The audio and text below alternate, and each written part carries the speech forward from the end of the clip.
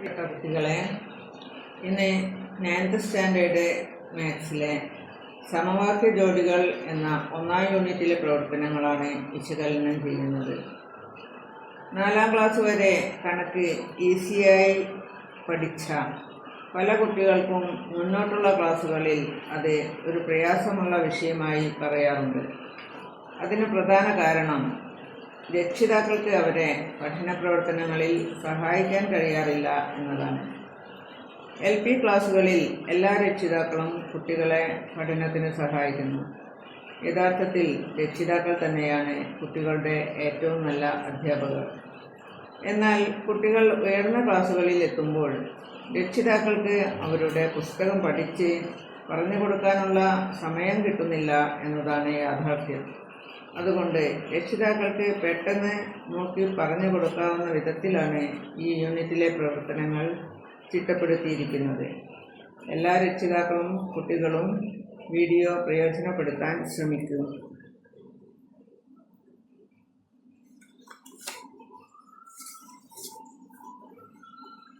Unit 1 സമവാക്യ ജോഡികൾ. അതിൽ ഒന്നാമത്തെ കണക്ക്, ഒരു ചെപ്പിൽ കറുപ്പും വെളുപ്പുമായി 100 മുത്തുകളുണ്ട്. വെളുപ്പിനേക്കാൾ 10 കൂടുതലാണ് കറുപ്പ്. എങ്കിൽ കറുപ്പെത്ര വെളുപ്പെത്ര? അതായത് 2 നിറത്തിലുള്ള മുത്തുകൾ രണ്ടും കൂടി ചേർന്നാൽ 100 മുത്തുകളാണ് ഉള്ളത്. വെളുപ്പിനേക്കാൾ 10 കൂടുതൽ കറുപ്പുണ്ട്. അതായത് കറുപ്പൻ മുത്തുകളുടെ എണ്ണം 10 കൂടുതലാണ്, വെളുപ്പിനേക്കാൾ 10 കൂടുതലാണ്. അപ്പോൾ നമ്മൾ ചെയ്യേണ്ടത് കറുപ്പ് മുത്തുകളുടെ എണ്ണം x എന്നെടുക്കുക, വെളുപ്പ് മുത്തുകളുടെ എണ്ണം y എന്നും എടുക്കുക എന്ന് വിചാരിക്കാം. അങ്ങനെയാണെങ്കിൽ ഈ എക്സും വൈയും കൂടെ ചേർന്നാൽ 100 കിട്ടുക. അതായത് ആകെ മുത്തുകൾ 100. അപ്പോൾ നമുക്ക് ഒന്നാമത്തെ സമവാക്യമായിട്ട് x കൂട്ടണം y സമം 100 എന്നെഴുതാം. കറുപ്പ് മുത്തുകൾ വെളുപ്പിനേക്കാൾ 10 കൂടുതലാണ് എന്ന് പറഞ്ഞിട്ടുണ്ട്. കറുപ്പ് മുത്തുകളുടെ എണ്ണം x ആകുമ്പോൾ അപ്പോൾ x മൈനസ് y, എക്സിൽ നിന്ന് y കുറച്ചാൽ 10 കിട്ടും. കാരണം കറുപ്പ് മുത്തുകളുടെ എണ്ണം ഈ വെളുപ്പിനേക്കാൾ 10 കൂടുതലാണ്. അപ്പോൾ x മൈനസ് y സമം 10 എന്ന് രണ്ടാമത്തെ സമവാക്യമായിട്ടും എഴുതുക.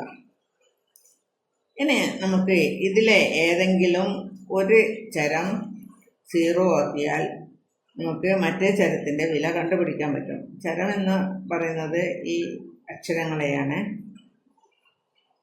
അപ്പോൾ ഇവിടെ പ്ലസും മൈനസും കൂട്ടുമ്പോൾ 0 ആണ് കിട്ടുക.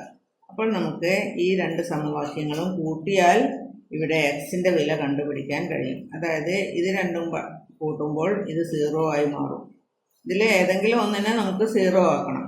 അപ്പോൾ കൂട്ടുമ്പോഴാണ് ഇത് രണ്ടും 0 കിട്ടുക. കാരണം എക്സ് പ്ലസും മൈനസുമാണ്.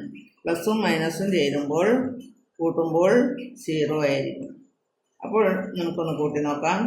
എക്സ് കൂട്ടണം എക്സ്, ഒന്നാമത്തെ സമവാക്യം രണ്ടാമത്തെ സമവാക്യം കൂട്ടുന്നതാണ് ഇവിടെ കാണിക്കുന്നത്.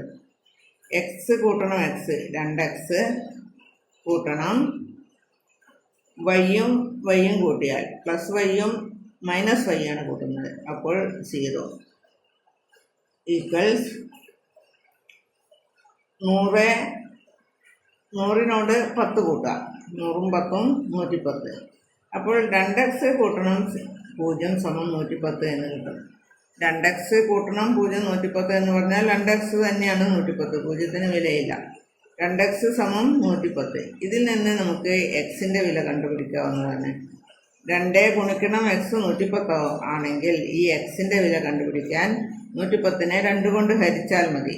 x സമം 110 ഹരിക്കണം 2. ഇത് വെട്ടിച്ചെറുതാക്കുമ്പോൾ 11ൽ 2 5 പ്രാവശ്യം, അത് 2 10, ബാക്കി 1 വരും. 1ൻ്റെ മുന്നിൽ ഈ 0 വരുമ്പോൾ 10, 10ൽ 2 5 പ്രാവശ്യം. ഇങ്ങനെ വെട്ടിച്ചെറുതാക്കാൻ അറിയാത്ത കുട്ടികൾക്ക് 110ൽ എത്ര 2 ഉണ്ട് എന്ന് ഊഹിക്കാം. 100ൽ 50 2, പിന്നെ 10ൽ 5 2, 50 5 55 2കളുണ്ട്. അതായത് എക്സിൻ്റെ വില 55 എന്ന് കിട്ടി. എക്സിൻ്റെ വില 55. എക്സ് എന്നാൽ കറുപ്പ് മുത്തുകളാണ്. കറുപ്പ് മുത്തുകളുടെ എണ്ണം 55 എന്ന് കിട്ടി. ഇനി ഇതിൽ നിന്ന് നമുക്ക് വെളുപ്പ് മുത്തുകളുടെ എണ്ണം കണ്ടുപിടിക്കാം. അതായത് വൈയുടെ വില കണ്ടുപിടിച്ചാൽ മതി. അപ്പോൾ എക്സിൻ്റെ വില 55 എന്ന് കിട്ടിയത് കൊണ്ട് ഈ ആദ്യത്തെ സമവാക്യത്തിലോ രണ്ടാമത്തെ സമവാക്യത്തിലോ ഏതെങ്കിലും ഒന്നിൽ, അപ്പോൾ നമുക്ക് ആദ്യത്തെ സമവാക്യത്തിൽ എക്സിൻ്റെ വില അവിടെ ആരോപിച്ചാൽ മതി. എക്സ് സമം 55 ആണ്. അപ്പോൾ ഒന്നാമത്തെ സമവാക്യം എടുത്താൽ എക്സ് കൂട്ടണം വൈ സമം 100 എന്ന് എഴുതിയിട്ടുണ്ട്. എക്സും വൈയും കൂട്ടിയാൽ 100 ആണ്. എക്സിൻ്റെ വില 55 ആണെങ്കിൽ 55 കൂട്ടണം വൈ സമം 100 ആണ്. ഇതിൽ നിന്ന് വൈയുടെ വില കണ്ടുപിടിക്കാം. 55നോട് വൈ കൂട്ടിയാൽ 100. അപ്പോൾ വൈയുടെ വില 100ൽ നിന്ന് 55 കുറച്ചാൽ മതി. ഇത് രണ്ടും കൂട്ടുമ്പോഴാണ് 100 കിട്ടുന്നത്. അപ്പോൾ ഇതിൽ ഒന്നിൻ്റെ വില കണ്ടുപിടിക്കാൻ ഈ 100ൽ നിന്ന് ഇത് കുറയ്ക്കാം.